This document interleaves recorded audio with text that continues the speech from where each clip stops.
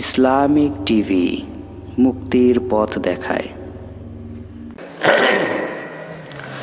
আলহামদুলিল্লাহি নাহমাদুহু ওয়া নাস্তাঈনুহু ওয়া নাস্তাগফিরুহু ওয়া নু'মিনু বিহি ওয়া নাতাওয়াক্কালু আলাইহি ওয়া নাউযু বিল্লাহি মিন শুরুরি আনফুসিনা ওয়া মিন সাইয়্যাতি আ'মালিনা من يهد الله فلا مضل له ومن يضلل فلا هادي له ونشهد أن لا إله إلا الله وحده لا شريك له ونشهد أن سيدنا وحبيبنا ومولانا محمد الذي أرسله بالحق بشيرا ونذيرا وداعيا إلى الله بإذنه وسراجا وقمرا منيرا فقد قال الله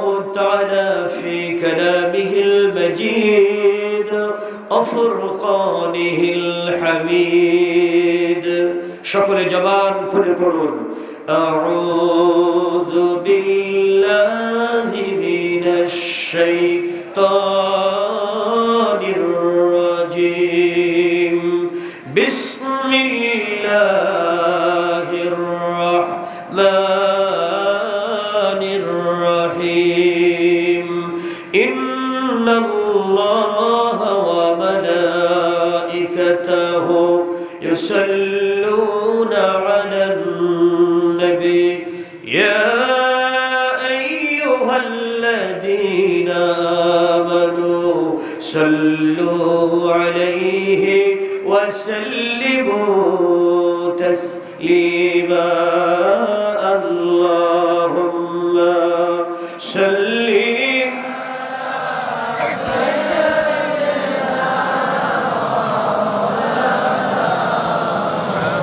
وعلى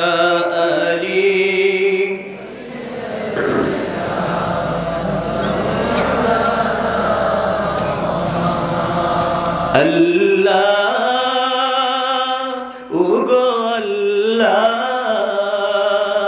ক্ষমা করে দাও মাফ করে দাও বলা যাবে আমার সাথে বলেন আল্লাহ ওগো আল্লাহ ক্ষমা করে দাও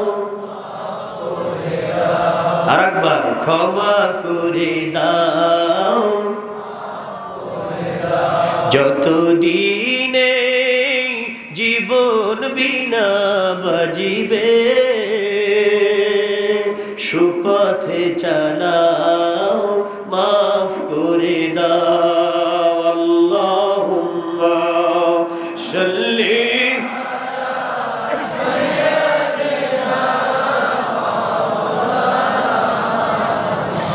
وعلى آل سيدنا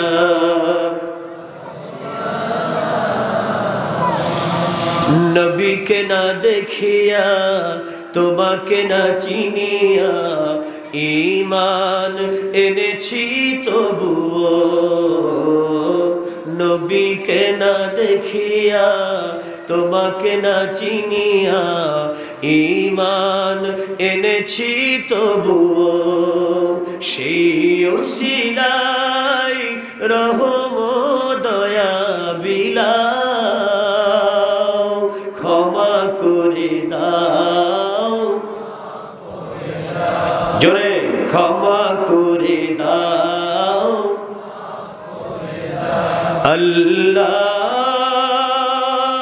ওগো আল্লাহ ক্ষমা করে দাও আল্লাহুম্মা সাল্লি মাওলানা মুহাম্মদ ওয়া আলা আলিহি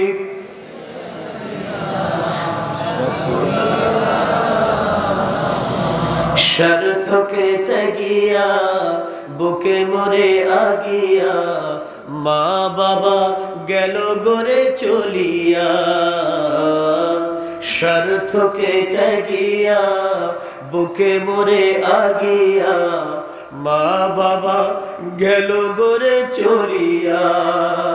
সেই উসিলায় মা বাবাকে জান্নাতে দাও, ক্ষমা করে দাও আল্লাহ। সবাই বলেন আল্লাহ, ও গো আল্লাহ, ক্ষমা করে দাও। লা ইলাহা ইল্লাল্লাহ, বলো লা ইলাহা ইল্লাল্লাহ। সবাই লা ইলাহা ইল্লাল্লাহ, লা ইলাহা ইল্লাল্লাহ, লা ইলাহা ইল্লাল্লাহ, মুহাম্মাদুর রাসূলুল্লাহ সাল্লাল্লাহু আলাইহি ওয়াসাল্লাম। আল্লাহ পাকের জাত নামে একটু জিকির হবে, আল্লাহ আল্লাহ আল্লাহ আল্লাহ আল্লাহ আল্লাহ আল্লাহ আল্লাহ। সব জবানে আল্লাহ আল্লাহ আল্লাহ আল্লাহ আল্লাহ আল্লাহ আল্লাহ আল্লাহ আল্লাহ। সুবহানাল্লাহ ওয়ালহামদুলিল্লাহ, লা ইলাহা ইল্লাল্লাহ। সুবহানাল্লাহ ওয়ালহামদুলিল্লাহ, লা ইলাহা ইল্লাল্লাহ, লা ইলাহা ইল্লাল্লাহ, মুহাম্মাদুর রাসূলুল্লাহ সাল্লাল্লাহু। صدق الله المولانا العظيم وصدق النبي رسوله الكريم ونحن على ذلك من الشاهدين। আল্লাহ রাব্বুল আলামিনের দরবারে শুকরগুজার হচ্ছি যে মহান তাবারক ওয়া তাআলা মেহেরবানি করে আল্লাহর এই কোরআনের জান্নাতের বাগানে চর ভবানীপুর আবাসিক হাফেজিয়া মাদ্রাসার উদ্যোগে ঐতিহাসিক তাফসীরুল কোরআন মাহফিল 18তম এই মাহফিলে শেষ আলোচনায় মধ্য রজনীতে হাজার হাজার তৌহিদি নরনারী কোরআন থেকে মধু পান করে ইমানের স্বাস্থ্যটি মজবুত করে বিনা হিসাবে আল্লাহর জান্নাতের উপযুক্ত হওয়ার নিয়ত করে এ কোরআনের মাহফিলে আমাদেরকে যে আল্লাহ পাক বসার আসার তৌফিক দান করলেন, ওই দরবারে শুকরগুজার হয়ে কলিজা উজাড় করে জবান খুলে সকলেই বলি আলহামদুলিল্লাহ। আরো জোরে বলি আলহামদুলিল্লাহ। আমরা এসেছি না আল্লাহ এনেছেন? আমাদের কে এনেছে? দুই হাত তুলে বলুন, জোরে বলেন আল্লাহ। আল্লাহু আকবার, আল্লাহু আকবার, আল্লাহু আকবার। দরুদ সালাম ওই নবীর প্রতি যিনি সব নেতার বিশ্ব সেরা নেতা, সব রাসূলদের বাদশা, সাইয়্যিদুল মুরসালিন, সব নবীদের নবী, নবিয়ুল আম্বিয়া, সব বাদশার দুনিয়া আখিরাতের বাদশা, সাইয়্যিদুল কাউনাইন, সব রহমতের বড় রহমত, রহমাতাল লিল আলামিন, আকায়ে নামদার তাজদার মদিনা আহমদ মুস্তাফা মুহাম্মদ মুস্তাফা মুহাম্মদুর রাসূলুল্লাহ সাল্লাল্লাহু আলাইহি ওয়াসাল্লামের প্রতি জবান খুলে বলি সাল্লাল্লাহু আলাইহি ওয়াসাল্লাম। আজকের মাহফিলে তাফসীর পেশ করার জন্য আমি গুনাহগার নিয়ত করে তেলাওয়াত করেছি সূরা আলে ইমরানের 2 এবং 3 নম্বর আয়াত। আল্লাহ রাব্বুল আলামিনের দরবারে এই দুটি আয়াতের উপরে কিছু কথা বলার জন্য নিয়ত রাখছি। আল্লাহ পাক যেন তার কালামের কথা তার বান্দাদেরকে জান্নাতের পথ দেখাবার জন্য তৌফিক দান করেন। আমার মতো গুনাহগার বান্দাকে যেন সঠিক কথাটি কোরআন থেকে, কোরআনের পাগলদের সামনে বলতে পারি। আল্লাহ যেন আমাদের জীবনকে কোরআনের রঙে রঙিন করে জান্নাতের মেহমান বানিয়ে নেন। আর একবার বলি আমিন, আরো জোরে বলি আমিন। প্রসঙ্গ ঠিক রেখে ছোট্ট ছোট্ট 3টি হাদিস পড়েছি বুখারী থেকে। ইনজিল শরীফ যেটা খ্রিস্টানদের কিতাব, সেখান থেকে একটি বাণী ঈসা আলাইহিস সালাম যা সুসমাচার অধ্যায়ের ভিতরে বলেছেন আমার নবীর ব্যাপারে, সেখান থেকে একটি বাণী আমি উচ্চারণ করেছি। বাকি কথা হক আদায় করেই যেন আমার আল্লাহ তাফসীর আকারেই যেন বলার তৌফিক দান করেন। সকলে বলি আমিন। আমি কি তাফসীর করব না এমনি গড়গড়ানি ওয়াজ করব? জোরে বলেন, কি করব? তাফসীর করব। কারা কারা তাফসীর শুনবেন একটু হাত তোলেন। সত্যি তাফসীর হবে? করব তো? আল্লাহ তৌফিক দেন। সকলে বলি আমিন। রাসূল পাক সাল্লাল্লাহু আলাইহি ওয়াসাল্লাম তাফসীর করতেন। তাফসীর 4 প্রকার। জোরে বলেন, কয় প্রকার? কোরআনের আয়াত দ্বারা আরেক আয়াতের তাফসীর, হাদিসের ইবারত দ্বারা আরেক হাদিসের তাফসীর, নইলে কোরআন দ্বারা হাদিসের তাফসীর, নইলে হাদিস দ্বারা কোরআনের তাফসীর। এর বাইরে কোনো তাফসীর হয় না। প্রশ্ন আসতে পারে, তাহলে হুজুর আপনি ইনজিল শরীফ পাঠ করলেন কেন? কারণ আমার নবী যে কোরআন এনেছে, কোরআনের মূল বক্তব্য যখন শুরু হয়েছে সূরাতুল বাকারার প্রথম রুকুতেই আল্লাহ পাক বলেন ওমা উনজিলা মিন ক্বাবলিক, ইতিপূর্বে যা নাযিল হয়েছে সেই কিতাবগুলোর উপরেও তোমাকে ঈমান আনতে হবে। এজন্য তাফসীর করতে হলে মৌলিক 11টি বিষয় আসবেই। সির, আকাইদ, ফিতর, শুরুত, মানাকিব, আদব, আহকাম, কাওয়াইদ, মাসাইল, আত-তারিখ। এই মৌলিক বিষয়গুলো অন্তত 9টি জিনিস, 9 থেকে 11টা বিষয় আসতেই হবে, নইলে তাফসীর কিন্তু হবে না। তবে আমি যদি তাফসীরের আলোকেই তাফসীর করি, এখানে খুব বেশি মানুষ বুঝবেন না। এজন্য তাফসীর হবে, কিন্তু বাংলা কায়দায় হবে, যাতে বাঙালিদের বুঝতে অসুবিধা না হয়। দেশে এবং বিদেশে আমি যেখানেই কথা বলি, বাঙালি কমিউনিটিতে বাঙালিরা যেন বুঝতে পারে। জোরে বলেন, ঠিক কিনা? এখানে যারা উপস্থিত রয়েছেন, টিপসই থেকে শুরু করে MA পাস করা, ইউনিভার্সিটি পাস করা, এই সব শ্রেণীর মানুষ আছে। জোরে বলেন, ঠিক না? কথা বল না কেন?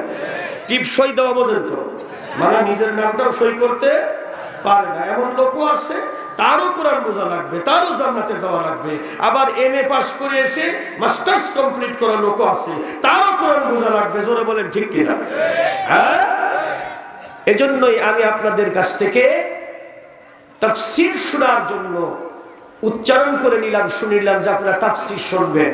নবী সাল্লাল্লাহু আলাইহি ওয়াসাল্লাম, নবী আমার তাফসীর করতেন। এই দুনিয়ার সবচাইতে বড় তাফসীর কারকের নাম মুহাম্মদুর রাসূলুল্লাহ, যাকে আল্লাহ কোরআন দিত আর তিনি ব্যাখ্যা করে মানুষকে বুঝাইতেন। জোরে বলেন, ঠিক না?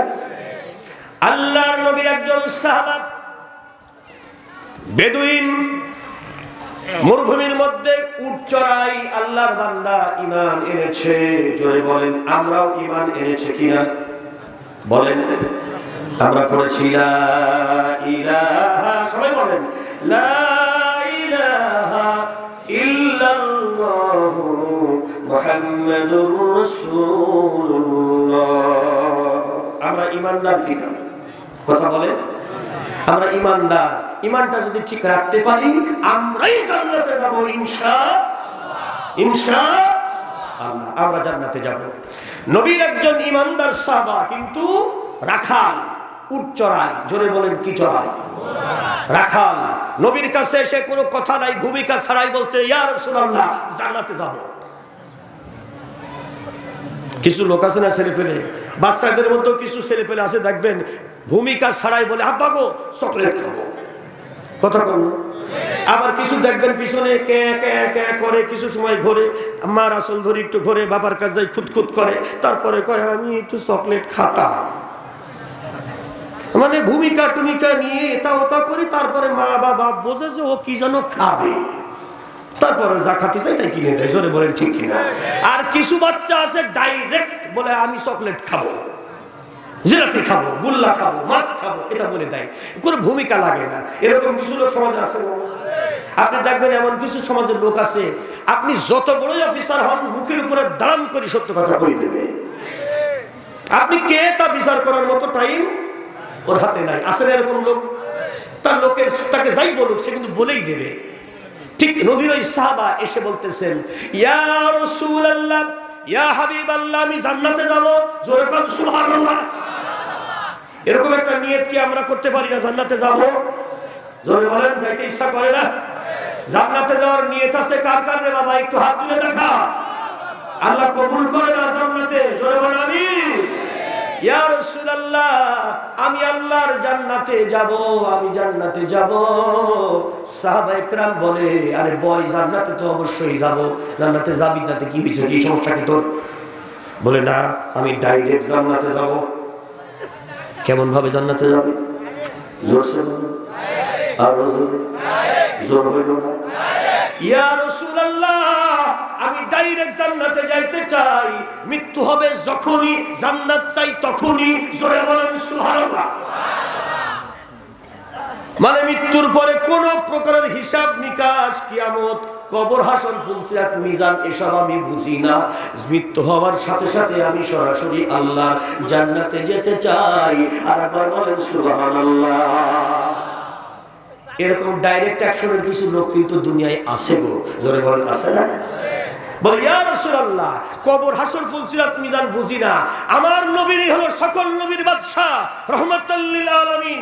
আমার কুরআন সব ওহির কিতাবের সব বড় কিতাব। আমার ধর্ম ইসলাম। আমি নবীর প্রতি, সেই নবীর প্রতি ঈমান এনেছি যিনি দুনিয়ারও বাদশা, আখিরাতের বাদশা।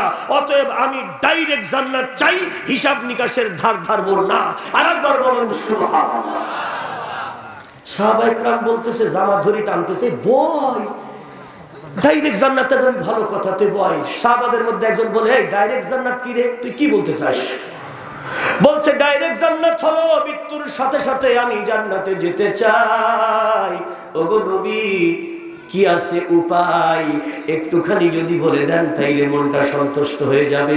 আমি আর কোনো কথা বলতে চাই না, একটাই কথা, বিনা হিসাবে জান্নাত চাই, ডাইরেক্ট জান্নাত চাই। জোরে জোরে বলেন সুবহানাল্লাহ। আপনারা কি হিসাব দিয়ে জান্নাতে যেতে চান না হিসাব ছাড়া? কথা বল না। যারা উত্তর দিল না, ওরা মনে হয় 2-4 কোটি বছর জাহান্নামে জ্বলার পরে যাবে, নাকি ডাইরেক্ট? আপনাদের নিয়ত কি? আরো জোরে, জোর হলো না। আমরা ডাইরেক্ট জান্নাত চাই, কারণ আমি বিশ্ব নবীর উম্মত। জোরে বলেন আল্লাহু আকবার। আল্লাহর নবী চুপ করে থাকলেন, কারণ আমার নবী ডাইরেক্ট কথা বলেন না। আমার আল্লাহ ক্লিয়ারেন্স না দিলে, জোরে বলেন ঠিক কিনা? মা ইয়ানতিকু আনিল হাওয়া ইন হুয়া ইল্লা ওয়াহয়ুন ইউহা। জোরে বলেন মারহাবা। আমার আল্লাহ বলেন, আমার হাবিব কখনোই কোনো কথা বলেন না আমি ওহির দ্বারা যখন তাকে বলতে না বলি। আমার নবী চুপ করে আছে গো। হঠাৎ করে আমার নবীর জবানে বেরিয়ে আসলো কয়টা কালাম। আমার নবী বলেন, লাউ কানাল কুরআন ফি ইহাবিন মা আকালাতহুন নার। যে ব্যক্তি এই দুনিয়ার ভিতরে কোরআন দ্বারা নিজের জীবন গঠন করবে, জীবন আছে যতক্ষণ, কোরআন মানবে ততক্ষণ। এই কোরআনের সম্মানের কারণে মহান আল্লাহ রাব্বুল আলামিন এতটুকু সম্মান তাকে দিবে, জাহান্নামের কোনো শাস্তি, কবর, হাসর, ফুলসিরাত, মিজানের কোনো শাস্তি তার দেহটা স্পর্শ করবে না। আর একটু আস্তে বলেন, আর একটু আস্তে বলেন। তাহলে আমাদের যাদের বয়স যতই হোক না কেন, কারো 60 বছর, কারো 40 বছর, কারো 80 বছর, কারো 10 বছর, কারো 20 বছর, যাই হোক না কেন, পেছনের দিকটা আমরা ভুলে যাই। আমরা নিয়ত করি আগামী দিন নিঃশ্বাস আছে যতক্ষণ, আল্লাহর কোরআনের পথে চলবো ততক্ষণ, কোরআনের খেদমত করবো ততক্ষণ। দুনিয়া যেদিকেই যাও, টেলিভিশন কি বললো, পত্রিকা কি বললো, ভারত কি বললো, আমেরিকা কি বললো, নেতারা কি বললো, কোনো কথা বুঝি না। আমি জান্নাতে যাইতে চাই, কোন বিচার আমি চাই না। এজন্য আমাকে কোরআন মানতে হবে, জান্নাতে যেতে হবে। আল্লাহর কোরআনকে জীবন আছে যতক্ষণ, কোরআন মানব ততক্ষণ, কাউকে পরোয়া করি না। কে কে রাজি আছো? দুই হাত তুলে আল্লাহকে দেখাও।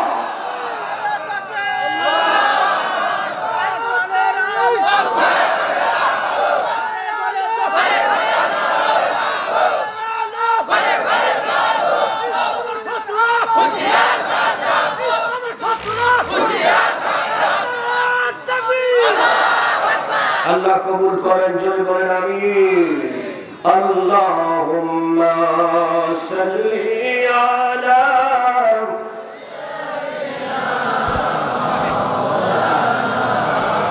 ওয়া আলা আলি সাইয়্যিদিনা মাওলানা। যার মনে আছে আল্লাহর ভয়, যার মনে যার মনে আছে আল্লাহর ভয়, আল্লাহ আল্লাহ সব সময় যার মনে আছে। আহার নিদ্রা ভালো লাগে না, এই দুনিয়া ভালো লাগে না, ভালো লাগে এক আল্লাহ, লা ইলাহা জোরে লা ইলাহা লা ইলাহা ইল্লাল্লাহু মুহাম্মাদুর রাসূলুল্লাহ সাল্লাল্লাহু আলাইহি ওয়াসাল্লাম। সোনার আব্বা জানেরা, আল্লাহ রাব্বুল আলামিনের এই দুনিয়াতে আমরা সব নবীরা একই কালমা নিয়ে এসেছে, জোরে বলেন ঠিক কিনা? যে আয়াতে কারিমা আমি তেলাওয়াত করেছি, আসুন আমরা তাফসিরে চলে যাই।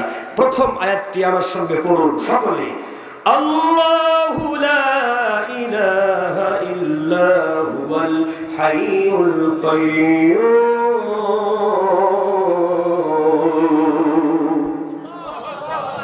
আল্লাহ পাক নিজের পরিচয় দিচ্ছেন, লা আল্লাহু লা ইলাহা ইল্লাহু, আমি সেই আল্লাহ, আমি ছাড়া কোনো বিধানদাতা নাই, আইনদাতা নাই। ইবাদত কার করব, ইবাদত কার করব, মাবুদ নাই। আর একবার বলেন সুবহানাল্লাহ। ঘোষণাটা কার? জোরসে বলেন, আরো জোরে, জোর হলো না। আর একবার, আকাশ শুনে কার কথা, জমিন শুনে কার কথা, পানি শুনে কার কথা? এই দুনিয়ার ভিতরে আপনি যেখানেই যান সেখানেই আল্লাহর কথাই সবাই শোনে, শুধু আমরাই মানুষের বাচ্চা, আমরাই শুনতে চাই না। আর একবার বলেন ঠিক কিনা? আমার নবী সাল্লাল্লাহু আলাইহি সাল্লামের সাহাবায়ে কেরামগণ নবীর সামনে এইভাবে বসে রয়েছেন মসজিদে নববীর ভিতরে, রওজাতুম মিন রিয়াজিল জান্নাতে। আমার নবী ওয়াজ করতেছে, আর সাহাবাগণ চোখে তাকাইয়া নবীর পবিত্র জবানের কথা শুনতেছেন। জোরে জোরে বলেন মারহাবা। এইভাবে সাহাবাদের একদিন, দুই দিন, তিন দিন, 4 দিন পর্যন্ত কেটে যেত, বাড়িতে যাইতো না। জোরে বলেন সুবহানাল্লাহ। বুখারীর বর্ণনা, ইমাম বুখারী রাহমাতুল্লাহ আলাইহি বলেন, হযরতে আবু হুরায়রাকে রাসূল জিজ্ঞেস করেন, আবু হুরায়রা রে, তুমি আমার মুখের দিকে তাকিয়ে দিনের পর দিন এইভাবে পড়ে থাকো আমার কথা শোনার জন্য, তোমার কি ক্ষুধা লাগে না? ক্ষুধা লাগে না? আল্লাহ নবীর সাহাবা হযরত আবু হুরায়রা বলে, নবীজি আমাদের ক্ষুধা লাগে, আমার বিশেষ করে মাঝে মাঝে যখন ক্ষুধা লাগে, একটিবার যখন আপনার নূরের চেহারার দিকে ভালো করে তাকাই, সঙ্গে সঙ্গে একদিনের জন্য ক্ষুধা মিটে যায়। আর ক্লাসে বলে একদিন আল্লাহর নবীর একজন সাহাবা 4 দিন পর্যন্ত আছে নবীর কাছে, বাড়িতে যায় নাই। ব্যক্তির নাম হলো সুহাইল। জোরে বলেন লোকটার নাম কি?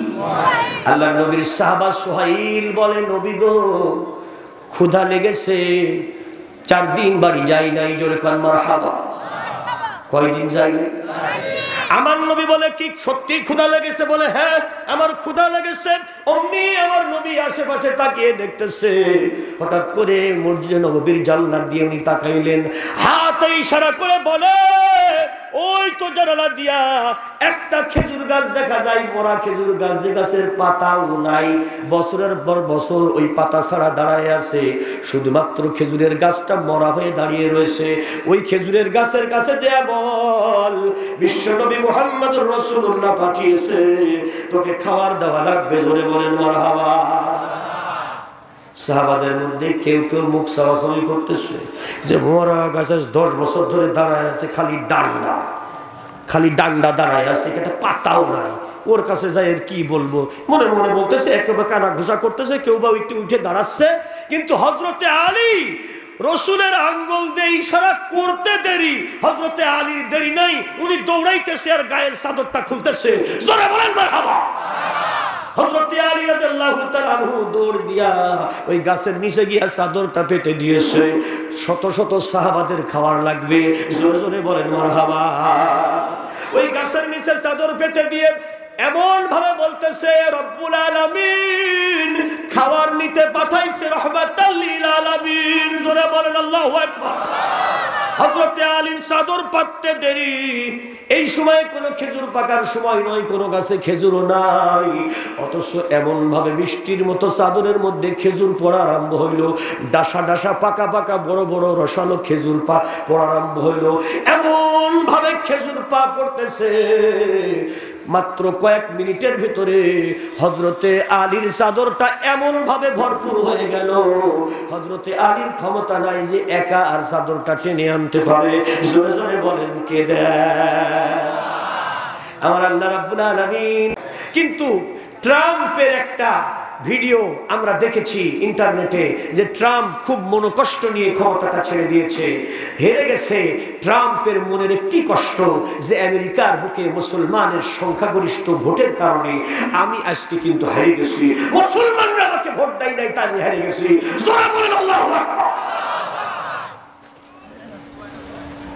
গোটা পৃথিবীতে Russia, America, Britain, France, German, Australia যত বড় ক্ষমতার অধিকারী হোক না কেন, ইসলাম যেই জায়গা থেকে ইসলাম বন্ধ করার ষড়যন্ত্র হবে, আল্লাহ পাক সেই জায়গায় ইসলাম কায়েম করে দিবে। বারাক ওবামা সাহেব যে সময় প্রেসিডেন্ট ছিলেন, আমেরিকার গোয়েন্দা সংস্থা FBI একটা খবর প্রকাশ করেছিল টাইমস পত্রিকায়, সেটি হলো এই: The rate of growth of Islamization of United States of America is very high. If this picture continue, near future the Muslim will be decide who are the president of United States of America or not. সেই সময় Barack ওবামাকে সতর্ক করে বলছে, আমেরিকার বুকে মারাত্মক হারে ইহুদি খ্রিস্টানরা মুসলমান হয়ে যাচ্ছে, কোরআনের ধর্ম গ্রহণ করছে। আর একবার বলেন সুবহানাল্লাহ। এই চিত্র যদি চলতেই থাকে, অতি অল্প সময়ে এমন অবস্থা হবে, মুসলমানরা যাবে যেদিকে, আমেরিকা চলে যাবে সেদিকে, অর্থাৎ আমেরিকার নিয়ন্ত্রণ চলে যাবে মুসলমানের হাতে। আর একবার বলেন সুবহানাল্লাহ। আল্লাহ বলছে, আমি ছাড়া কোনো বিধানদাতা নাই। আজকের দুনিয়ায় যারা আমেরিকার দালালি করো, ভারতের দালালি করো, রাশিয়ার দালালি করো, ভালো করে শুনে নাও, ওই আমেরিকায় কিন্তু ইসলাম কায়েম হতে চলেছে। ওরা আফগানিস্তান মানে ধ্বংস করছে মুসলমানদের, মনে করছে মুসলমান মানলাম, মনে হয় দেশে পৃথিবীর মধ্যে মুসলমান ধ্বংস হয়ে গেল। ইরাক ধ্বংস করে মনে করতেছে মুসলমান মানলাম, মনে হয় ইসলাম ধ্বংস হয়ে গেল। তোর নয় খোদ আমেরিকা, মুসলমানরা এখন সংখ্যাগরিষ্ঠ হয়ে যাচ্ছে নিজের ঘর থেকে। আর একবার বলেন ঠিক কিনা? তাহলে আমেরিকা যদি সবচাইতে সুপার পাওয়ার হয়, সেই আমেরিকা যদি মুসলমানদের দখলে চলে আসে, তাহলে গোটা পৃথিবী একদিন মুসলমানদের হাতে চলে আসবে, এর মধ্যে কোনো সন্দেহ। এজন্য লা ইলাহা ইল্লাল্লাহ, আল্লাহ ছাড়া কোনো বিধানদাতা।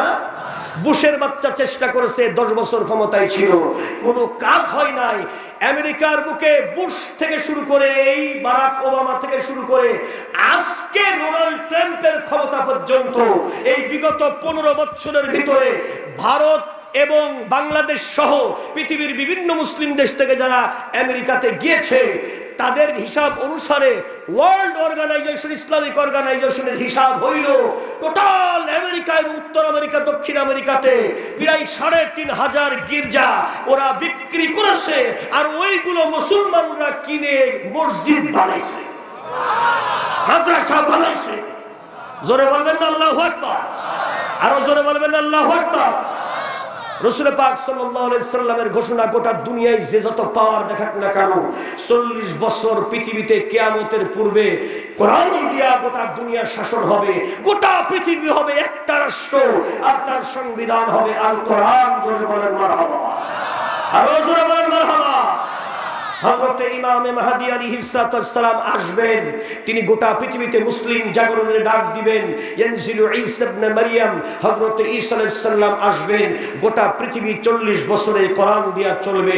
পৃথিবী হবে একটা মাত্র দেশ, আর সেটা চলবে কোরআন দিয়া। এটাই হলো কিয়ামতের আরেকটা আলামত। আরেকবার বলেন মারহাবা।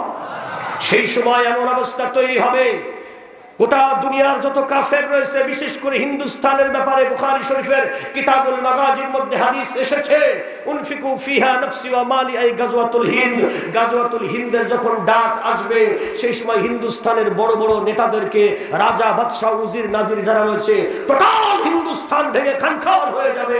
খারাবাতিল হিন্দু মিনাস সিন, সিনের দ্বারা হিন্দুস্তানে যুদ্ধ হবে, সেই যুদ্ধে হিন্দুস্তান ভেঙে টুকরা টুকরা হবে। ইমামে মাহদী যখন ডাক দেবে, মুসলিম মুজাহিদরা, মুসলিম সেনাধ্যক্ষরা, এই সমস্ত হিন্দুস্তানের বড় বড় নেতাদেরকে লোহার শিকলার বেড়ি পরিয়ে ইমাম মাহদীর সামনে অ্যারেস্ট করে নিয়ে আসার দিয়ে ফেলাবে। আরেকবার বলেন সুবহানাল্লাহ। আমাদের ভারত, বাংলাদেশ সহ গোটা পৃথিবীতে একটি মাত্র কালেমার পতাকা থাকবে, সেই কালেমা হলো লা ইলাহা ইল্লাল্লাহ মুহাম্মাদুর।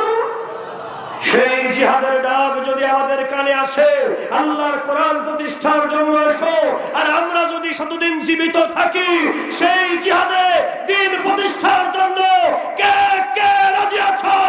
দুই হাত তুলে আল্লাহকে দেখা দাও।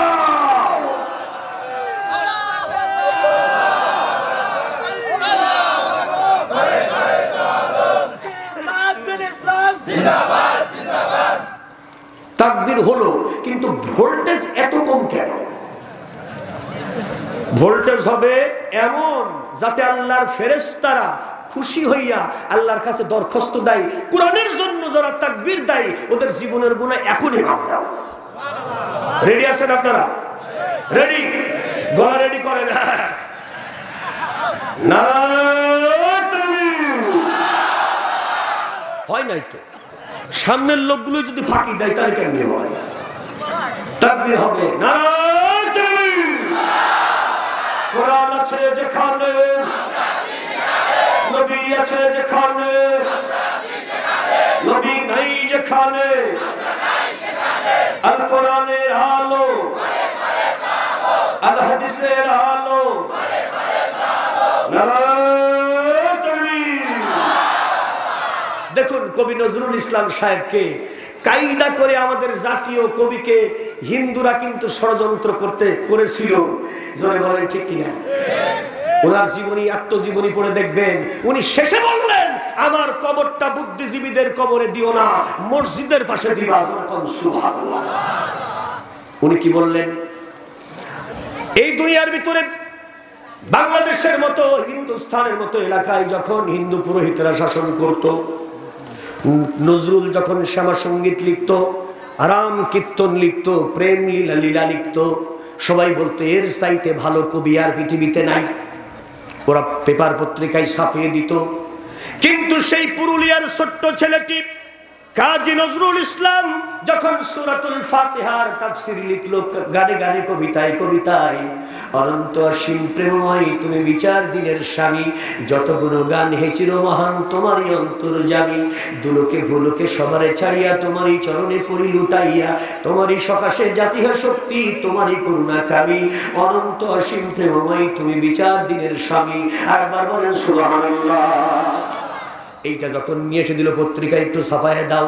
হিন্দু যে ছিল পত্রিকার সম্পাদক, সে বলল, এতদিন জানতাম তুমি তো উদার মনপন্থী, এখন তো দেখছি তুমি রাজাকার, তুমি তো মৌলবাদী, তুমি তো চরমপন্থী, এটা কি লিখে নিয়ে এসেছো? এই সব কি পত্রিকায় ছাপানো যায়? আল্লাহর কথা, মোহাম্মদের কথা, রসুলের কথা, এই সমস্ত কি কথা? প্রেম লীলা লেখা যাবে, কীর্তন হলে লেখা যাবে, কিন্তু আল্লাহর কথা লেখা। বললো আগামী দিন থেকে এইসব পত্রিকার আর কোন সমস্ত আজে বাজে জিনিস আর লিখে নিয়ে আসবো না। নজরুল কয় আমি আরো বেশি লিখবো। পরের দিন লিখে গেছে, নিয়ে গেছে, বাজিছে দামামা বাঁধরে আমার শির উঁচু করে মুসলমান, দাওয়াত এসেছে নয়া জামানার ভাঙা কিল্লাই ওরে নিশান। আল্লাহু আকবার। ঘুমিয়ে কাজা করেছো ফজর, তখন জাগনি যখন জোহর, হেলাই খেলাই কেটেছে আছর, মাগরিবের আর শোনো আজান।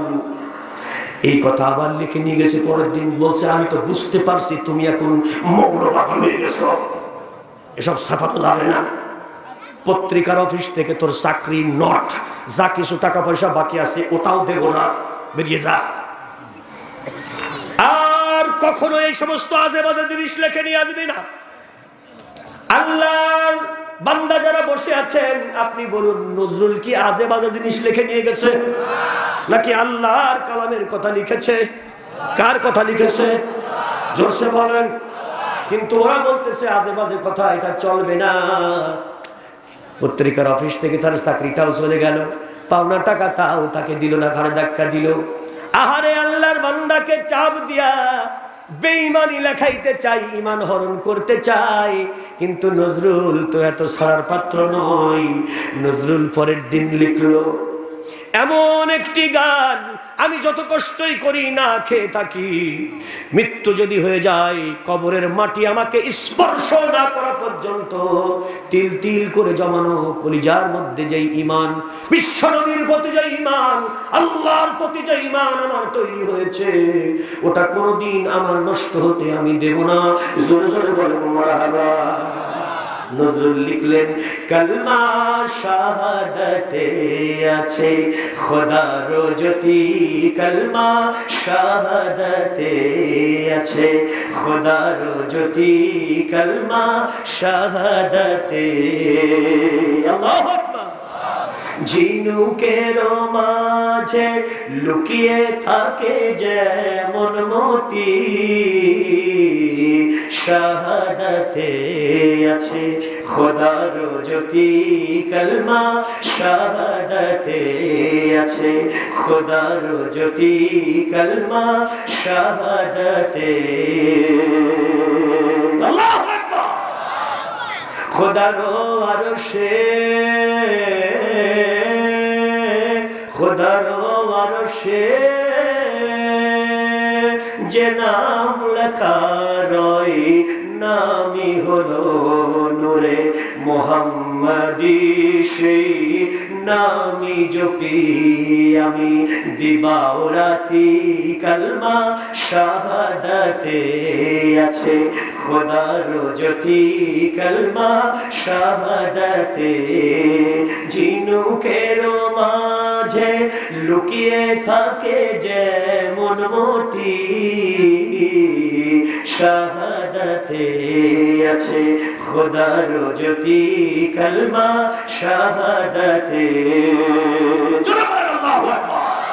নজরুল তার গানে গানে বুঝাইতে চাই, সিনুকের মধ্যে তার রক্ত দিয়া তিল তিল করে যেই মতির জন্ম হয়, সমুদ্রের পানির বাড়ি যতই লাগুক না কেন, নদীর স্রোত যতই তাকে আঘাত করুক, পানির আঘাতে কখনোই ঝিনুক তার মুক্তা বুকের মানিকরে নদীর কাছে ফেলে দিয়ে আসে না, বরং যতক্ষণ পর্যন্ত কিনারা বা মাটির স্পর্শ না পাই, ঝিনুক তার মুক্তাকে কখনো অবমুক্ত করে দেয় না। আমি যতক্ষণ কবরের মাটিতে না যাব রে, ঈমানটা আমি ধরেই রাখবো, যত কষ্টই আমাকে আমার হোক না কেন, যত আঘাত তোরা আমাকে দিস না কেন, কথার দিয়া যুক্তি দিয়া আমাকে চাকরি খাইয়া আমার সব কিছু কেড়ে নিয়েও তোরা যদি আমার ঈমান কেড়ে নিতে চাস, পারবি না। আমি মুসলমান, আমার পরিচয় আছে ঈমান, এই ঈমান আমি কবরেই নিয়ে যাব, দুনিয়ার কোন কাফের আমার ঈমান নিতে পারবে না। জোরে জোরে বলেন মারহাবা। খারাপ লাগছে? আরো জোরে বলেন। খারাপ লাগছে? আমরা যদি গুনাহগার সবাই, জোরে বলেন ঠিক কিনা, আমরা সবাই যদিও গুনাহগার, গুনাহ করেছি কার কাছে? কথা কয় না, কার কাছে? গুনাহ মাফ করবে কিনা? জোরে বলেন। তাহলে মাফ হোক, গুনাহ করেছি যেখানে মাফ হবে, কথা বলেন। গুনাহ করেছি যেখানে মাফ হবে, ঠিক না? ঠিক। মানে যে সুইচে অন্ধকার হয়েছে, বাতি নিভেছে, ওই সুইচে আলো জ্বলবে যদি কানেকশনটা ঠিক থাকে। ঠিক না? গোনার কারণে মাঝে মাঝে ইমানের কানেকশনটা ছুটে যায়। আলেমদের দায়িত্ব হলো কোরআন দিয়া মজবুত করে, কোরআনের রড আর সিমেন্ট দিয়া, কোরআন হাদিসের দর্শ দিয়া, তাফসীর দিয়া ইমানটাকে আর মজবুত করে কংক্রিট করে দেওয়া, এইটাই হলো আলেমদের দায়িত্ব। আরেকবার বলেন সুবহানাল্লাহ। অপপ্রচারে কান দেওয়া যাবে না। জোরে বলেন ঠিক কিনা? প্রিয় হাজিরিন, আল্লাহ রাব্বুল আলামিনের এই দুনিয়ায় আগামী দুনিয়াটা কিন্তু ইসলামের দুনিয়া। জোরে বলেন সুবহানাল্লাহ। এইটা নবীর জন্মের আগের থেকেই সব নবীরা বলছে, আল্লাহর কোরআনের মধ্যে সেই কথাটাই বলছে। আমার আল্লাহ তাই বলতেছে, নাযালা আলাইকাল কিতাবা বিল হক, জোরে বলেন আল্লাহু আকবার, মুসাদ্দিকাল লিমা বাইনা ইয়াদাইহি ওয়া আনজালাত তাওরাতা ওয়াল ইনজিল।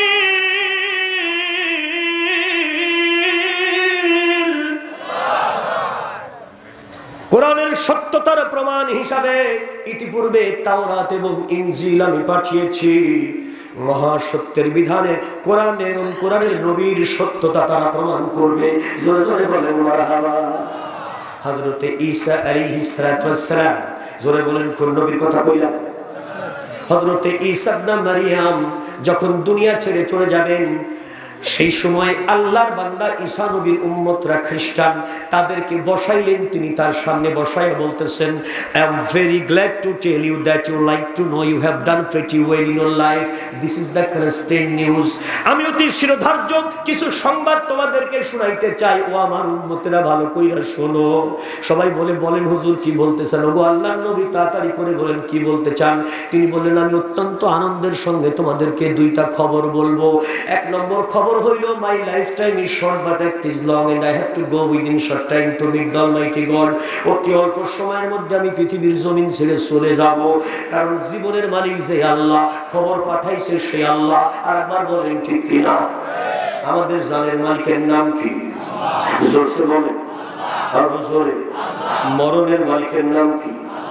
যাদের মরণ হয়েছে তারা বুঝি আমাদের চাইতে কম জ্ঞানী ছিল, গায়ে জোর কম ছিল, বংশ খারাপ ছিল, তাদের শরীরের শক্তি আমাদের চাইতে কম ছিল। ভালো করে শোনেন, নিঃশ্বাস একটি হুকুম, জীবন একটা আদেশ, এছাড়া আর কিছুই নাই। জোরে কান সুবহানাল্লাহ। ইয়াসআলুনাকা আনির রূহ কুলির রূহু মিন আমরি রাব্বি। ও দুনিয়াবাসী, যদি জানতে চাও জীবন কি, এটা আমার একটা অর্ডার, এছাড়া আর কিছুই না। অর্ডার হয়েছে, গোশতের টুকরা চলতেছে, অর্ডার হবে, ওটা থেমে যাবে। জোরে বলেন ঠিক কিনা? আল্লাহ রাব্বুল আলামিন অর্ডার বলেছে। আমেরিকার বিজ্ঞানীরা বলে, এটা কেমন কথা বুঝতে পারলাম না। গোটা দুনিয়ার আলেমরা, Europe, America, Britain, France, German, Australia, Malaysia, Bharat, Pakistan, বাংলাদেশে ওয়াজ করে করে শোনাই। আমিও আপনাদেরকে একটুখানি শোনাই। আমাদের নাকের মধ্যে জীবন বাঁচাবার জন্য প্রতিনিয়ত নাক দিয়ে অক্সিজেন ঢুকতেছে, আর আমরা কার্বন ডাই অক্সাইড ছাড়তেছি। জোরে বলেন ঠিক কিনা? বাতাসের মধ্যে উপাদান আছে 8টা মৌলিক। জোরে বলেন কয়টা?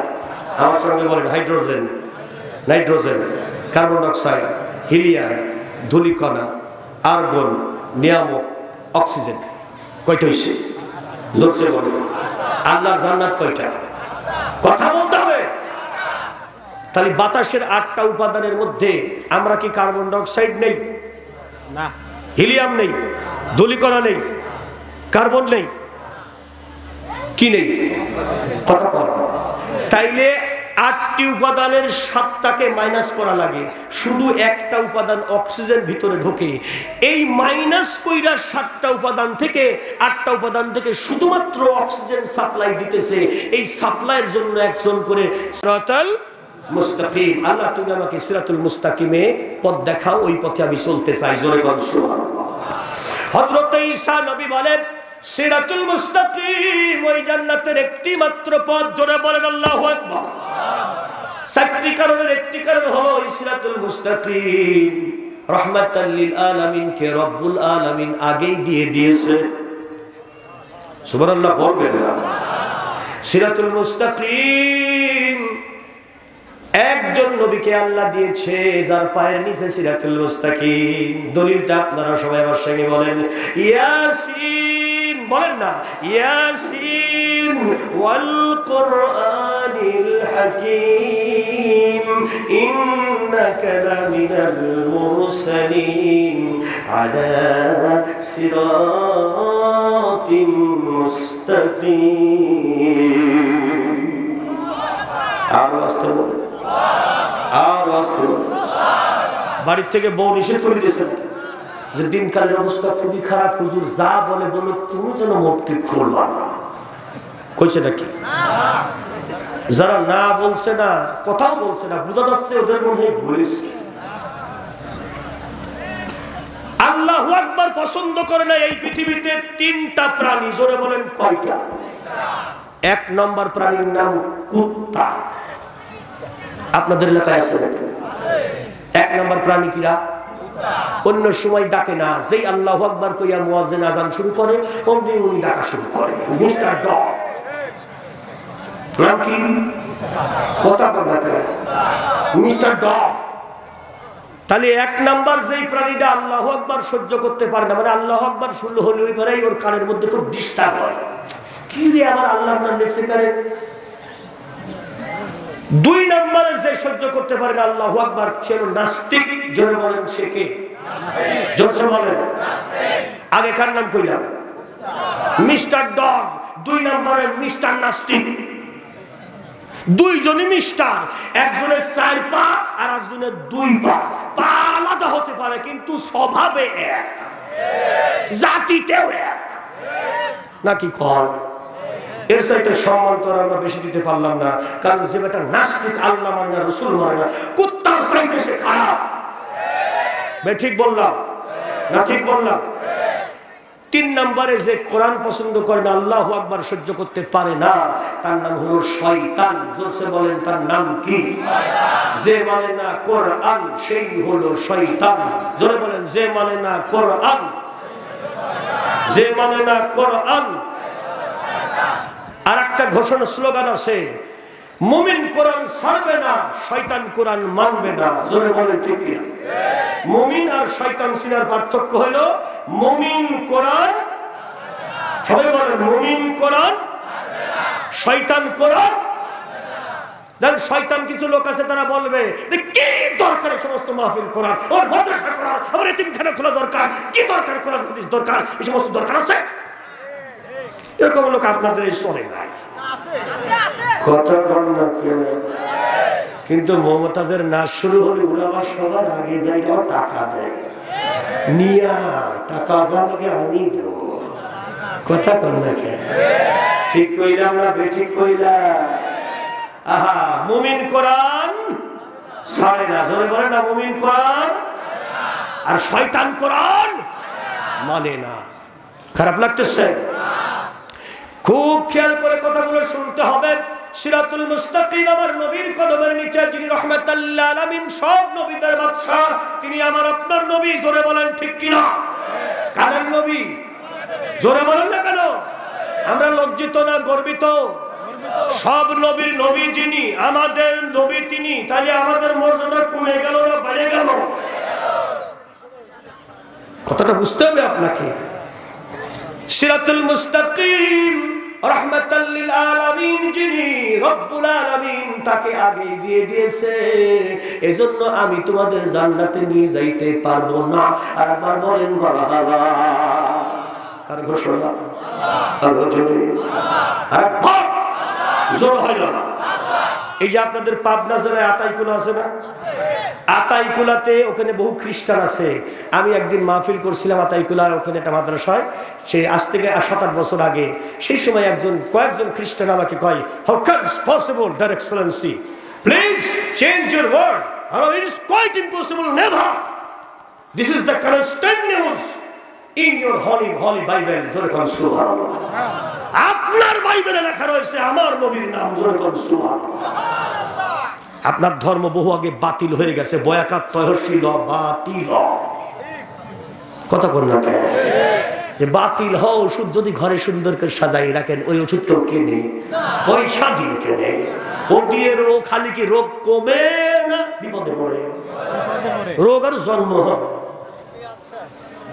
হ্যাঁ, এই দেখেন একজন বছর নিয়ে আসছে, দেখছেন? সরে বলে বুদ্ধিমান লোক নাই। জোরে বলেন আল্লাহু আকবার। হযরত ঈসা নবী বলে, 4 কারণে আমি তোমাদের কিছু করতে পারবো না। 2 নম্বর কারণ হইল হাউজে কাউসার, কিয়ামতের 50,000 বছরের ময়দান। 50,000 বছরের ময়দানে সমস্ত নবীরা ইয়া নফসি ইয়া নফসি বলতে থাকবে। আমিও খাইতে পারবো না। তোরা আমাকে আল্লাহর বেটা বলে গালি দিয়েছিস, আল্লাহর সঙ্গে শরীক করেছিস। ওয়াকালাতিন নাসারা মাসীহ ইবনুল্লাহ, খ্রিস্টানরা বলে ঈসা হইল আল্লাহর বেটা, আমার মাকে আল্লাহর বউ বানায় দিয়েছিস। এইরকম হারামজাদাগিরি তোরা করেছিস, আমি কিছুই করতে পারবো না। কিয়ামতের কঠিন ময়দানে কোনো পানির ব্যবস্থা নাই রে, খাবার ব্যবস্থা নাই। টাইম হলো 50,000 বছর। জোরে জোরে বলেন কত হাজার? ওই 50,000 বছরের ময়দানে একটি মাত্র খাওয়ার, একটি মাত্র পানি, তার নাম কাউসার। জোরে বলেন তার নাম কি? এই হাউজে কাউসার হলো তার নাম। আল্লাহ রাব্বুল আলামিন তার হাবিব যিনি হবেন, তার রহমাতাল লিল আলামিন, তাকে আগেই কাউসার দিয়ে দিয়েছে। জোরে জোরে বলেন মারহাবা। মুখস্থ আছে কাউসার? সবাই বলেন ইন্না আ'তাইনা। দলিলটা বলতেছি তো, আপনি তাফসীর শুধু আমি করব না, তো আপনারাও করবেন। সকলে বলেন ইন্না আ'তাইনাকাল কাউসার ফাসাল্লি ইন্না শানিআ। আল্লাহু আকবার। কাউসার পাওয়ার জন্য শর্ত হলো দুইটা। ফাসাল্লি লিরাব্বিকা ওয়ানহার, তোমরা সালাত আদায় করবে এবং কোরবানি করবে, স্যাক্রিফাইস করবে। জানের কোরবানি, মালের কোরবানি, অর্থের কোরবানি, ফসলের কোরবানি, আল্লাহর দ্বীনের জন্য আপনারা এই যে দান করলেন, এগুলো সব স্যাক্রিফাইস, এগুলো কোরবানি। এটাই হলো দান। জোরে কান মারহাবা। সালাত আদায় করবে যে, কুরবানি করবে যে, কাউসার পান করবে সে, আল্লাহর নবীর সঙ্গে জান্নাতে যাবে। 50,000 বছরের ময়দানে ওর ক্ষুধা তৃষ্ণা লাগবে না। ঘোষণা কার? জোরসে বলেন, আরো জোরে। জোর হয় নাই? আরেকবার। সে আল্লাহ কি এখানে আছে? আমাদের কথা শুনতেছে? আমি নাসির ইকবাল যদি ভুল তাফসীর করি, তাইলে আমাকে কি আল্লাহ কিয়ামতে ছাড়বে? তাফসীর চলতেছে। ও সোনার আব্বা জানেরা, আমার আল্লাহ রাব্বুল আলামিনের নবী হযরত ঈসা বলেন, ও আমার উম্মতেরা, আমি কিছু করতে পারবো না, এক চামচ পানিও যদি আমারও লাগে, ওই মুহাম্মদ ছাড়া কোনো উপায় নাই। জয় বলেন মারহাবা। 2 নম্বর গেল। 3 নম্বর কারণ হইল ওই মুহাম্মদ সাল্লাল্লাহু আলাইহি সাল্লাম কিয়ামতের ময়দানে রাজ সিংহাসনে বসবে। সিংহাসনে বসবে যে, ক্ষমতা চলবে তার। জোরে বলেন ঠিক কিনা? সিয়ার যার, পাওয়ার তার। যার সিয়ার থাকে না, তার পাওয়ার চলে না। কথা কোন না? সিয়ার যার, পাওয়ার এখনো টের পান নাই? এখনো টের পান নাই? গত সপ্তাহে সময় টেলিভিশন একটা ইনফরমেশন দিল, বাংলাদেশের অর্থমন্ত্রী বাংলাদেশ ব্যাংকের গভর্নরের কাছে একটা প্রতিবেদন চেয়েছে যে কত হাজার কোটি টাকা টোটাল লুট হয়েছে, তার একটা হিসাব দাও। দেখে 30,000 কোটি টাকা 5 জন মিলে মারছে। জোরসে বলুন কয়জন? কয় হাজার কোটি টাকা? মাত্র 30,000 কোটি টাকা। একজন রয়েছে কানাডায়, একজন আমেরিকায়, একজন ভারতে, একজন ইংল্যান্ডে। এরা পালায়ে রয়েছে, গভর্নর জানে না, আর পুলিশে ধরে না, ওদের খুঁজে পাওয়া যাচ্ছে না। কত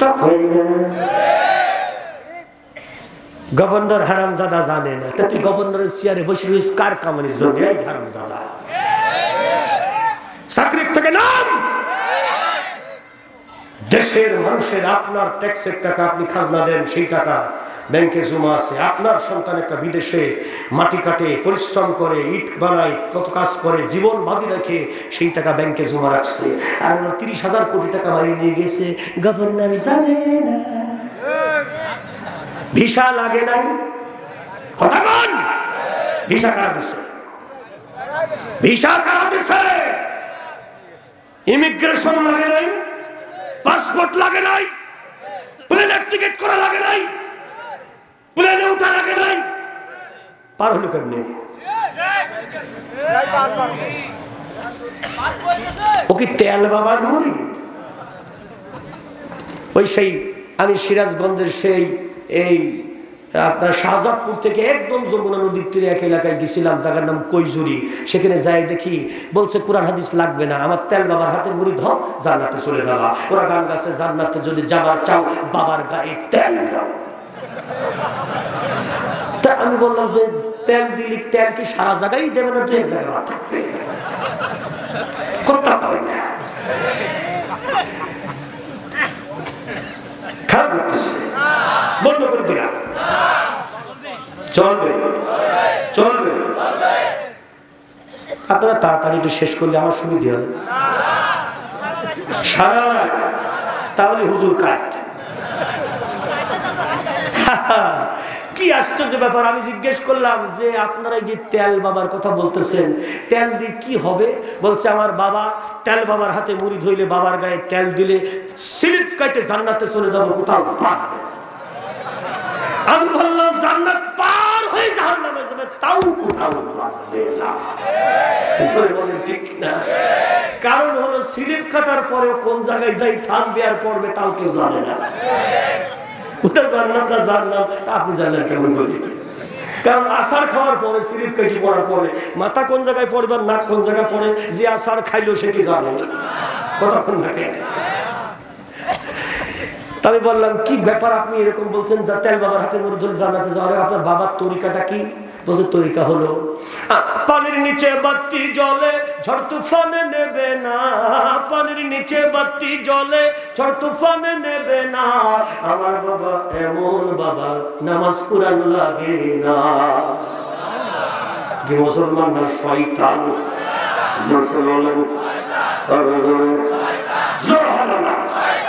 আপনাদের এলাকায় এরকম তেল বাবা যদি আসে, যার নামাজ লাগবে না, কোরআন লাগবে না, জান্নাতে নেওয়ার কথা বলবে, নামাজ কোরআন বাদে, আপনারা কি ওকে জুতা দিয়া মেহমানদারি করতে রাজি আছেন?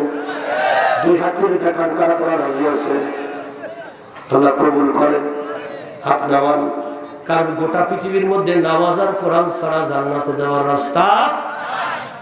হযরত ঈসা নবী বলে রে, কিয়ামতের কঠিন ময়দানে একটি রাজ সিংহাসন থাকবে, আল্লাহ রাব্বুল আলামিনের আরশ আনামবে কিয়ামতের ময়দানে বিচারের জন্য। মহান রাব্বুল আলামিন আরশে রহমাতাল লিল আলামিন, আরশের নিচে সিংহাসনে, সিংহাসনের নাম মাকামে মাহমুদ। জোরে জোরে বলেন সুবহানাল্লাহ। কার ঘোষণা? ومن الليل فتهجد به نافلة لك عسى أن يبعثك ربك مقاما محمودا।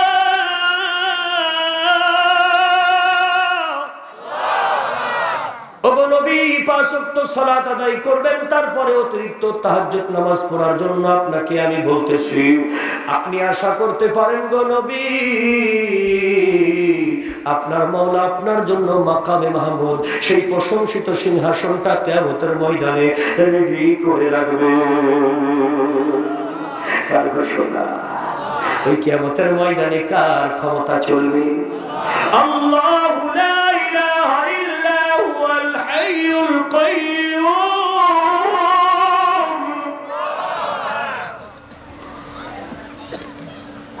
আল্লাহ ছাড়া কোন মাবুদ নাই, তিনি জীবিত, তিনি প্রতিষ্ঠিত, তার জায়গায় সরে বলেন মারহাবা। আল্লাহ এখানে আছে কিনা? শুনছে কিনা? দেখছে কিনা? আল্লাহ সাক্ষী আছে কিনা? অবশ্যই আল্লাহ সাক্ষী আছে গো। আল্লাহু আলা কুল্লি শাইইন শাহীদ। সূরা বুরুজের ভিতরে 30 পারে আমার আল্লাহ বলে, বান্দারে তুমি বাথরুমে না বেডরুমে, বাসর ঘরে না বেশ্যাখানায়, তাফসীর মাহফিলে না টেলিভিশনের সামনে, আমি আল্লাহ তোমার সব কর্মের সাক্ষী আছি, বিচারক আমি হব। জোরে বলেন বিচার করবে কে? জোরে বলেন আলাইসাল্লাহু বিআহকামিল হাকিমিন। আমার চাইতে বড় বিচারক আর কেউ নাই রে। বিচারকের বিচার আমি করব। দুনিয়ায় যারা মাল খাইয়া বিচার উল্টাইছো, ঠিক না? ঠিক আছে না? দেখেন মানে মোটামুটি 7-8 মাস আগে, 9 মাস মতো হবে মনে হয়, একটা অবরোধ গেছে। বাংলাদেশের সকল শ্রমিকরা ধর্মঘট করলো যে আমরা এই যে আইন মানি না। তারপরে যারা অ্যাক্সিডেন্ট হইলে 20 বছরের জেল, এই সমস্ত নিয়ে একটা শ্রমিক ধর্মঘট হয়েছিল। তার ভিতরে আমার মাহফিল ছিল মোটামুটি ধরেন দিনাজপুরের শেতাবগঞ্জ। তো এখানে আমার মাহফিল, গাড়ি নিয়ে কিভাবে যাব বলা যায় না। শ্রমিকদের ব্যাপার কিটা, ইট মারে কি আগুন জ্বলায় দেয়, তা ঠিক আছে নাকি? ঢাকার থেকে প্রায় 400, 450, 500 কিলোমিটার রাস্তা, জীবনের ঝুঁকি নিয়ে কিনা যাবে। তখন আমি বললাম যে বাবা রে, আমি কেমনে গাড়ি নিয়ে আসবো, এত দূরে তো যাওয়া সম্ভব না। দেখেন এই দুনিয়ার মধ্যে বিচারকরা কত বড় অবিচার। আল্লাহর বিচার আবার করা লাগবে নতুন করে। এর কারণ হলো সঠিক বিচার কেবল আল্লাহ করবে। সুবহানাল্লাহ। দুনিয়ার বিচারকরা মাল খেয়ে উল্টো পাল্টা করে ফেলে, ঠিক না? একদম অপরাধ করেই নাই, তাকে নাটক করে অপরাধী সাজায় দেওয়া যায়, ঠিক কিনা? এই সত্য কথা বলতেছি, দুনিয়ায় চলছে নাটক, আর সত্য কথা বললে করে আটক, ঠিক কিনা? এই নাটক আর আটকই চলতেছে দুনিয়ায়, এ দিয়ে বেশি সময় চলবে না। আর একবার বলেন ঠিক কিনা? হ্যাঁ, ভালো করে শুনতে হবে কথাগুলো। এখন আমি ওদেরকে বললাম তাহলে আমি কেমনে আসবো?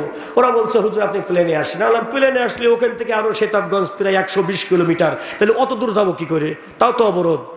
বলছে তাও তো এক কথা, গভীর রাত্রে আপনি এবার আসবেন, তাইলে কি করা যায়? হুজুর আপনি এক কাজ করেন, আপনি দিনাজপুর এক্সপ্রেস ট্রেনে চলে আসেন, ট্রেনে ওরা ইট মারে মারুক, ও ট্রেন ভাঙবে না। ইট ভাঙি যাবে তো ট্রেন ভাঙবে না, কথা বল না কেন? হেভি বুদ্ধি দিয়েছেন তো, তাহলে আমি ওই গাড়িতেই উঠবো, ট্রেনেই উঠবো। কমলাপুর স্টেশন থেকে টিকিট একখান কাটলাম, ট্রেনের মধ্যে উঠে পড়লাম। মোটামুটি একজন ফকির প্রথমে চলে আসি বলতেছে, ভাই আমার তো বেশি সময় নাই, আমি মোটামুটি চোখে একদম দেখি না, তাই বলে আমার সময় দাম নাই তা মনে করবেন না। যারা যারা ভিক্ষে দেননি তাড়াতাড়ি হাতে হাতে বের করেন, আমি আসতেছি, কারণ দেরি করা যাবে না, আমার সামনের বগি জমা আসবে। আচ্ছা, ওই লোক নামি চলে গেল। কিছুক্ষণ পরে মোটামুটি আমি চুপচাপ করে বসে আছি। যেই না আপনার কমলাপুর থেকে ছেড়ে বিমানবন্দর স্টেশনে আসছি, তারপরে দেখি আল্লাহর একজন বান্দা উঠে পড়লো ট্রেনের ভিতরে। সেই লোকটা মোটামুটি এক চোখ কানা আর এক চোখ মোটামুটি দেখে অল্প অল্প, হাতের এক বাজুর এখানে ভাঙা, ঠ্যাঙের এখানে ভাঙা। এই লোকটা একটা দোতারা হাতে করে উঠলো। উঠেই আমার দিকে চোখ পড়ছে, দেখে যে রুমাল মাথায় দিয়ে হুজুর একটা বসে আছে। তা আমার গায়ে হাত দিয়ে আসতে করে করছে, হুজুর আমি একটু গান গাবো, আপনি কিছু মনে করেন না? তা বললাম বাংলাদেশ ব্যাংকের 60 টাকা মারি নিয়ে গেল, তাই আমি কিছু বললাম না। তুই গান শোনাবিতে কি আমার ক্ষতি করবি? শোনা, কথা বল না কে? তুই গান গায়ে আমার কি ক্ষতি করবি? ক যে গান শুনাইলো ওরে সর্বনাশ, মনে হচ্ছে আল্লাহর কোরআনের তাফসীর শোনাচ্ছে। আমার 2-1 কলি মনে আছে না, আজকাল ভবিষ্যতে আসলে বলা হবে, বলবো। এমন একটা গান শুনাইছে, আমার 2-1 কলি মনে আছে। গান গাইতেছে আল্লাহর বান্দা, ও বিচারক তোমার কাছে বিচার না পেলে বলো বিচার পাবো আমরা কার কাছে গেলে। ও বিচারক তোমার কাছে বিচার না পেলে বলো বিচার পাবো আমরা কার কাছে গেলে। টাকার বান্ডিল পাইয়া তুমি অবিচার করিলে আজরাইল আসিবে যেদিন কোথায় পালাবে। জোরে বলেন, তাফসীর হচ্ছে না? গান গাইতেছে, ও বিচারক তোমার কাছে বিচার না পেলে বলো বিচার পাবো আমরা কার কাছে গেলে। টাকার বান্ডিল পাইয়া তুমি অবিচার করিলে আজরাইল আসিবে যেদিন কোথায় লুকাবে। লুকানোর জায়গা আছে? কথা বলেন। দুনিয়ার মানুষ বলে তোমার, দেশের মানুষ বলে তোমার অনেক মান সম্মান, আল্লাহর কোরআন বলে তুমি ইবলিস শয়তান। দেশের মানুষ বলে তোমার অনেক মান সম্মান, আল্লাহর কোরআন বলে তুমি ইবলিস শয়তান। জোরে বলেন ঠিক কিনা? তোমার বাবা গর্ব করে তুমি হয়েছো মানুষ, তাই যদি হয় অবিচারে কেন নিলা ঘুষ? ও বিচারক, তোমার কাছে বিচার না পেলে বলো বিচার পাবো আমরা কার কাছে গেলে? আজরাইল আসিবে যেদিন, কোথায় পালাবে? জোরে বলেন পালাবার জায়গা আছে? হযরত ঈসা আলাইহিস সালাম বলে, রে ও আমার উম্মতরা, কিয়ামতের ময়দানে রাজি সিংহাসনে বসবে একজন আল্লাহর বান্দা, তার নাম মুহাম্মাদুর রাসূলুল্লাহ সাল্লাল্লাহু আলাইহি সাল্লাম। রব্বুল আলামিন রাহমাতাল লিল আলামিনকে সেই সিংহাসন দিয়ে দিয়েছে। বুখারী শরীফের দ্বিতীয় খণ্ডের আযান অধ্যায়ে একটি হাদিস আম্মা জানা আয়েশা বর্ণনা করেছেন, যেটা আযানের দোয়া। মুখস্থ আছে আপনাদের আযানের দোয়া? কথা কোন না কার কার মুখস্থ আছে? হাত তোলেন। যাদের মুখস্থ আছে বলেন, আল্লাহুম্মা রাব্ব হাদি হিদ্দা ওয়াতিত্তান্না ওয়াসসালাতুল কায়িমা آت محمد الوسيلة والفضيلة والدرجة الرفيعة وبعثه مقاما محمودا الذي وعدته وارزقنا شفاعته يوم القيامة إنك لا تخلف الميعاد. جورك الله أكبر. ওই সিংহাসনের এত মর্যাদা রে, আল্লাহর নবীর কদমের সামনে যে বসবে তাকেও নবী যেমন দেখবে, হাজার হাজার কোটি কোটি কোটি কোটি বিলিয়ন আল্লাহর নবীর উম্মত কিয়ামতের ময়দানে 1000 মাইল দূরে যে দাঁড়িয়ে, তাকেও নবী ওই রকম দেখতে পাবে সিংহাসনে বসার পরে। ওই জায়গায় দাঁড়িয়ে কোরআন কারা মেরেছে আর কোরআন কারা মানে নাই। ওমিনাল লাইলি ফাতাহাজ্জাদ বিহি নাফিলাতাল লাক, তাহাজ্জুদের নামাজ কারা পড়েছে। سيماهم في وجوههم من أثر السجود ذلك مثلهم في التوراة ومثلهم في الإنجيل.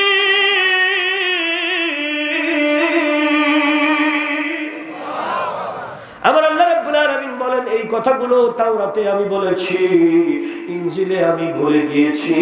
জোরে জোরে বলেন মারহাবা। আমি ইনজিল শরীফ থেকে আপনাদের কাছে কথা শুনাইতেছি। কোরআনের তাফসীরে আমার আল্লাহ রাব্বুল আলামিন বলেন, ইতিপূর্বে আমি তাওরাত ইনজিল নাজিল করেছি আল্লাহর নবীর এবং আল্লাহর কোরআনের সত্যতার প্রমাণ দলিল হিসাবে। এজন্য ঈসা নবী বলে, কিয়ামতের ময়দানে একজন ব্যক্তি রাজত্ব করবে, রাজা হবে, বাদশা হবে। তিনি দোজাহানের বাদশা, তিনি আমাদের নবী মুহাম্মদুর রাসূলুল্লাহ সাল্লাল্লাহু আলাইহি ওয়াসাল্লাম। If you want the future present life and paradise after death, ওই খ্রিস্টানের গোষ্ঠী ভালো করে শোন, যদি দুনিয়ার জীবনের শান্তি পেতে চাও আর আখিরাতে বিনা হিসাবে জান্নাতে যেতে চাও, you have to go the route of prophet Muhammad, peace be upon him. বিকল্প নাই, ওই মুহাম্মদকেই মানা লাগবে। কারণ কিয়ামতের ময়দানের বাদশার নাম মুহাম্মদুর রাসূলুল্লাহ সাল্লাল্লাহু আলাইহি ওয়াসাল্লাম। লা ইলাহা জোরে জোরে লা ইলাহা লা ইলাহা ইল্লাল্লাহ মুহাম্মাদুর রাসূলুল্লাহ। আল্লাহুম্মা সাল্লি আলা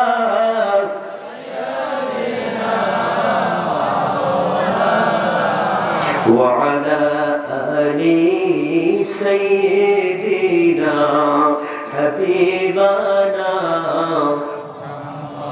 न दौलत की न शाही की न हूरो, क्या तलब मुझको न हूरो, क्या तलब मुझको। न सावर है रही है रहमती सदक़े मुहम्मद के। ला इलाहा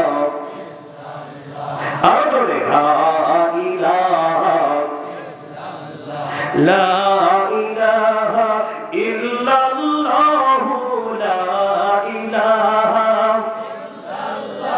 محمد رسول الله صلى الله। দুনিয়ার মধ্যে আমরা মনে করি সবকিছু মনে হয় আমাদের যে দল পাওয়ারে আছে সেই দলের লোকের মনে সব ক্ষমতা। জিনা, সব ক্ষমতার মালিক কে? আরো জোরে বলেন। আমাদের হাতের মালিক, মুখের মালিক, চোখের মালিক, জোরসে বলেন সে আল্লাহ। জানের মালিক, জাহান্নামের মালিক। গুনাহ যদি আমরা করেছি তাহলে সেই গুনাহ কার কাছে করেছি? মাফ করবে কে? ইবলিস শয়তান 60 বছর গুনাহ আমাদের করাইতে পারে, 80 বছর করাইতে পারে, কিন্তু আমার আল্লাহকে ইবলিস চ্যালেঞ্জ করেছিল যে আল্লাহ তোমার ওই জান্নাত খালি পড়ে থাকবে, আমি একজন মানুষকেও, একজন বান্দাকেও জান্নাতে ঢুকতেই দেব না। বলে তুই পারবি না, আমার কোরআন যারা মানবে তাদেরকে তুই ঠেকাতে পারবি না। বলে তোমার উপর মানতে দেব না। আল্লাহ বলছে শোন, আমার জান্নাত ভরেই যাবে, তোর মনের আশা পূরণ হবে না। বলে কেমন করে? বলে কথা হলো এই, আমি ক্ষমা করার ক্ষমতাটা তোর হাতে দেই নাই। তুই 80 বছর ধরে গুনাহ করাবি, আর আমি 80 সেকেন্ডে আমার যেই বান্দা তওবা করে কোরআনের পথে আসবে, কোরআনের সম্মানের কারণে 80 সেকেন্ডে 80 বছরের গুনাহ আমি মাফ করে দেব। তুই গুনাহ করা কি করবি? আমাদের গুনাহ করার ক্ষমতা বেশি না আল্লাহর মাফ করার ক্ষমতা বেশি? ক্ষমতা কার বেশি? জোরসে বলেন। অনেকে চিন্তা করছে না না ক্ষমতা আমার বেশি। কথা বলতে আপা যখন ক্ষমতায় ছিল আপার লোকজন মনে করে আমার মনে ক্ষমতা বেশি, ভাবি যখন ক্ষমতা তখন মনে করে যে আমার ক্ষমতা বেশি, শাশি যখন ক্ষমতা তখন মনে আমার ক্ষমতা বেশি। বাংলাদেশের তখন মহিলাদের ক্ষমতা চলছে। কথা বলতে ডানে আপা, বামে ভাবি, সামনে শাশি, আমরা কোথায় আসি? এর সব যদি চাষা হয় ওর বউ কি, তাহলে আমরা কোথায় আসি? তাই না? কথা বলতে আমাদের এই ভাগ্য কপালে আছে ওই লেডিস। মুখ খারাপ লাগতেছে, কথা বলতে লজ্জা করতেছে না কথাগুলো বলতে।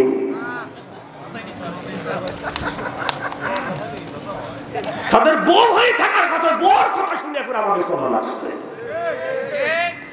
ওটাই ঠিক হবে, ঠিক। হ্যাঁ, অবশ্য আপনাদের এলাকায় বোর কথা শুনে না এমন লোক নাই। কথা বলতে আছে মানে কি, বোর হাতে মায়ের খায় এমন লোকও আছে। তা বলছি না তাই, তাই না? এক লোক তাবিজ নিতে আইছে, আমি কি হয়েছে কি কই লাত্তি মেরে ফেলা হয়েছে। হ্যালো, কেন একটু মীমাংসা করে চললেই হয়? বলছে কত লাইট জলদি বাঁচাবি ধরেছি তাও কাম হচ্ছে না, হুজুর তাবিজ দেন। হ্যালো, তুই গলায় ধর দি মরগা, তাবিজ নিতে এসেছি। খারাপ লাগছে?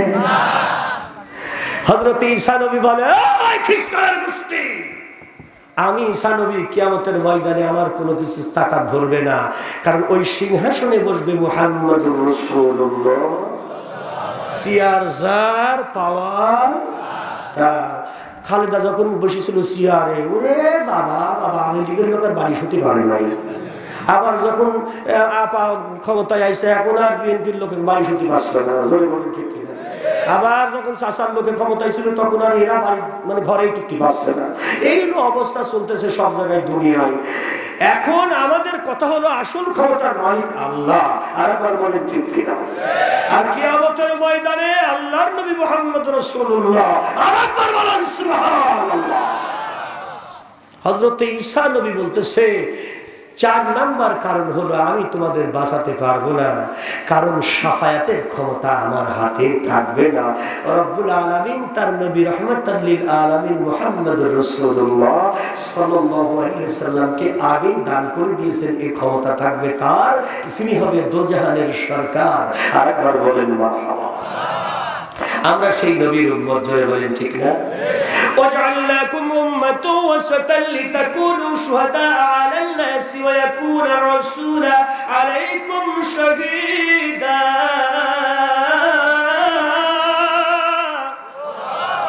ও দুনিয়ার মুমিনেরা, আমি আল্লাহ তোমাদের বলি ভালো করে শোনো, তোমরা চরমপন্থী হইও না, উগ্রবাদী হইও না, জঙ্গিবাদী হইও না, মধ্যপন্থী হইবা, গোটা পৃথিবীর মানুষ তোমাদেরকে দেখে শিখবে, আর তোমার নবী তোমাদের শাফায়াতের লাগিয়া কিয়ামতের ময়দানে বিশ্ব নবী অপেক্ষায় থাকবে। আর একবার বলেন ঘোষণা কা, আর বলেন ঘোষণা কা। আল্লাহ কি মিথ্যা কথা বলে? আল্লাহ জীবনে কয়টা মিথ্যা কথা কইছে? নবী কয়টা কইছে রে? এই কোরআনে কয়টা মিথ্যা কথা আছে? একটাও আছে।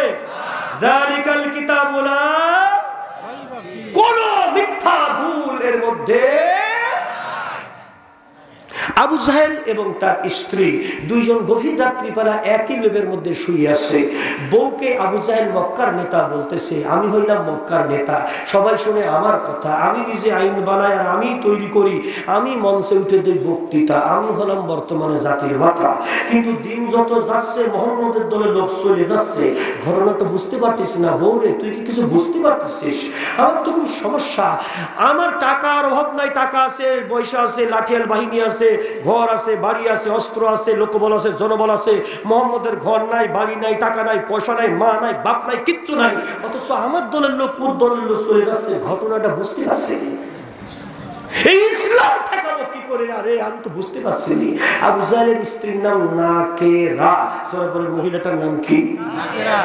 আবু জাহেলের স্ত্রী বলতেছেন, স্বামী যদি অনুমতি দাও, তুমি একটা সত্যি কথা কইতে চাই, আমার মনে মধ্যে এসে গেল তাই। বলে বলো, আমি শুনতে চাই। অনুমতি দিলাম। বলে কত তোমার মধ্যে, তুমি হলে মক্কার নেতা আর মুহাম্মদ হলো মুসলমানদের নেতা, দুইজনই বলো কথা, কিন্তু দুইজনের মধ্যে পার্থক্য হইল মুহাম্মদ জীবনেও মিথ্যা কথা বলে না, আর তুমি আবু জাহেল আমার স্বামীর সত্য কথা জীবনেও বলো না, এমনকি আমার সাথেও না। কথা কই না?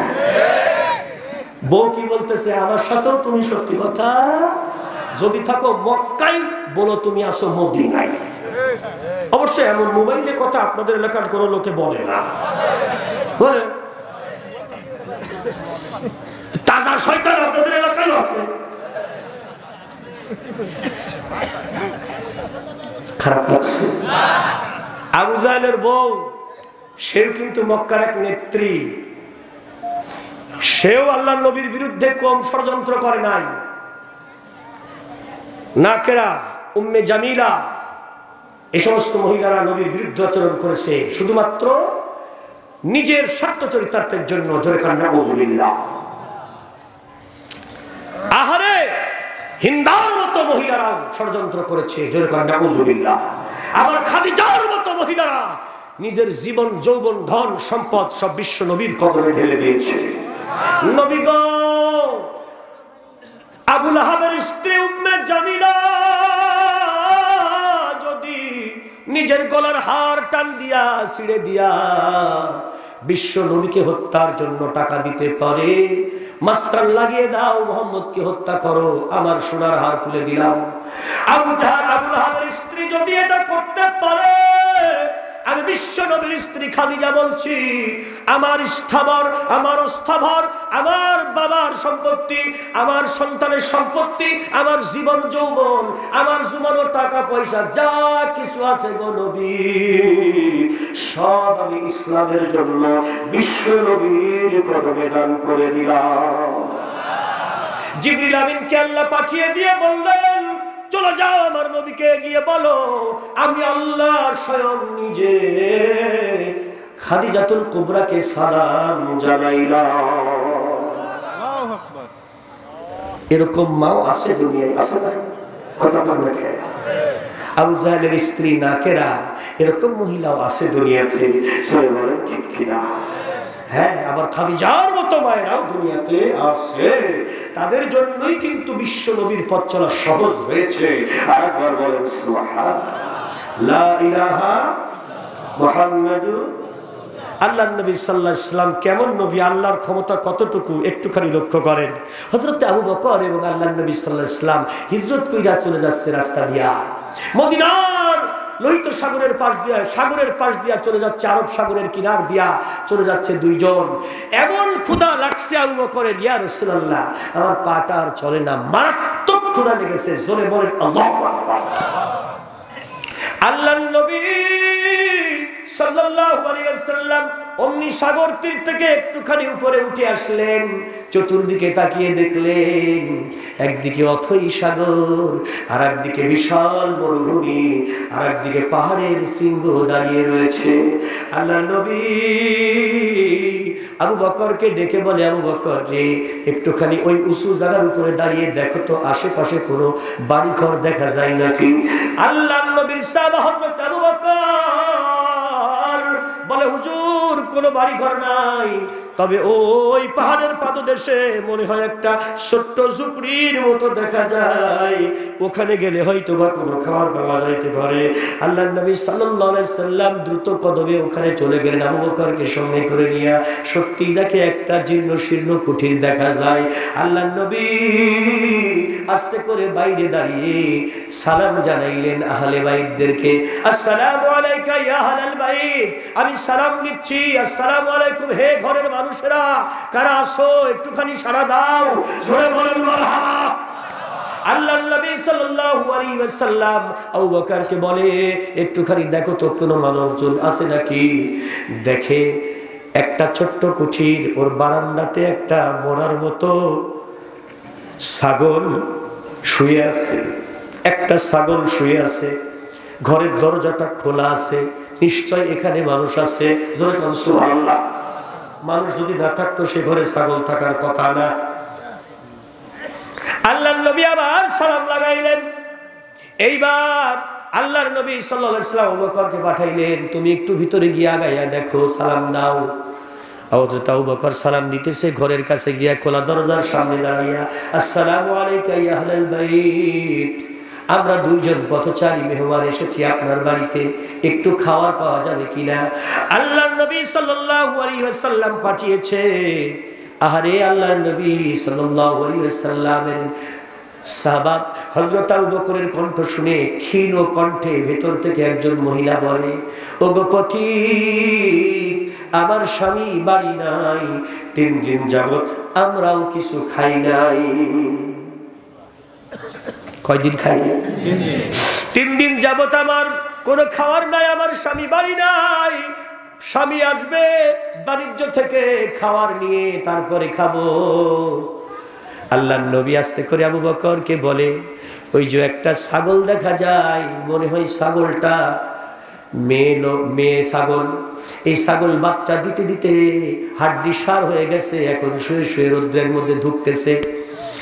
আল্লাহর নবী বলে, আবু বকর বলো, ওই ছাগলটার দুধ দহন করতে চাই। হযরত আবু বকর বলে, আপনি যদি অনুমতি দেন মাগো, ওই ছাগলের দুধ দহন করতে চাই। বলে, আজকে 2-3 বছর হলো সে কোনো বাচ্চা দেয় না, কি করে সে দুধ দেবে। আল্লাহর নবী বলে, অসুবিধা নাই, বলো অনুমতিটা দেয় নাকি। বলে, অত কথা দরকার নাই, আপনি অনুমতি দেন, এই ছাগলের দুধ দহন করব। আল্লাহর বান্দি বলে, যদি পারো তাইলে দেখো। বলেন আল্লাহু আকবার। ছাগলটাকে আস্তে করে কোলে করে নবীর সামনে নিয়ে আসলো। আল্লাহর নবী ছাগলের পিঠে হাত দিয়ে বলে, বিসমিল্লাহির রহমানির রহিম, আল্লাহু লা ইলাহা ইল্লা হুয়াল হাইয়ুল কাইয়্যুম।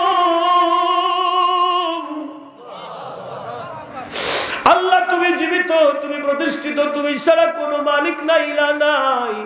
আল্লাহর নবীর জবানের কথা হুয়াল হাইয়ুল কাইয়্যুম, এটা ইসমে আজম। জোরে বলেন, এটা কি? এই ইসমে আজম যখন তেলাওয়াত করেছে আমার নবী, ছাগলের পিঠের উপরে হাত দিয়া কিছুক্ষণের ভিতরে ছাগল হৃষ্টপুষ্ট জওয়ানি হয়ে গেল। ছাগলটা বাচ্চা দিতে দিতে একেবারে হাড্ডি সার হয়ে গিয়েছিল। কিছুক্ষণের ভিতরে ছাগলটার স্বাস্থ্যটা এত ভালো হয়ে গেল, পেটটা এত ভালো হয়ে গেল, তার দুধের বাট দিয়া টোপে টোপে দুধ পড়তে লাগলো। বুখারীর বর্ণনায় আসছে, হযরত আবু বকর মহিলাকে ডেকে বলেন যে, মাগো ইয়া উম্মি, তোমার ঘরে কি একটা বালতি হবে? আইন দেখে তেলবেন, একটা বালতি হবে, একটা পাত্র হবে, আছে? বুখারীর বর্ণনা। ওই মহিলা পর্দার আড়াল থেকে একটা বালতি বের করে দিল, খালি বালতি। সুবহানাল্লাহ কবেন না। এবার আল্লাহর নবী পবিত্র হাত লাগাইয়া বিসমিল্লাহ বলে দহন শুরু করলো। বালতি ভরে গেছে। আমার নবী বলে, আবু বকর তুমি ক্ষুধার কথা আগে বলেছো, তুমি আগে পান করো। হযরত আবু বকর পেট ভরে দুধ পান করে গো। আল্লাহর নবী বলেন আরো খাও, আরো খাও, আরো খাও। বলে হুজুর আমি আর পারবো না। জোরে বলেন আল্লাহু আকবার। আমাদের খাওয়াই কে? জোরে বলেন।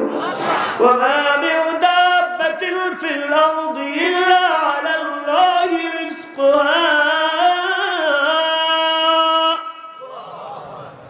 সত্যমক জমিনের নিচে চোখে দেখা যায় না এমন কোন প্রাণীর পেটে যদি ক্ষুধা লাগে, আল্লাহ তার খাওয়ারের ব্যবস্থা করে দেয়। কারণ আল্লাহ হলেন রব, আল্লাহ পারেন সব। জোরে বলেন রবকে। আল্লাহ আমার রব, ওই রবই আমার সব। জোরে আল্লাহ আমার দমে দমে তনু মনে তারি অনুভব। আল্লাহ আমার রব, ওই রবই আমার সব। তোমার দুনিয়াতে আমি যেদিকে তাকাই, অথই নিয়ামতে ডুবে আছে সবাই।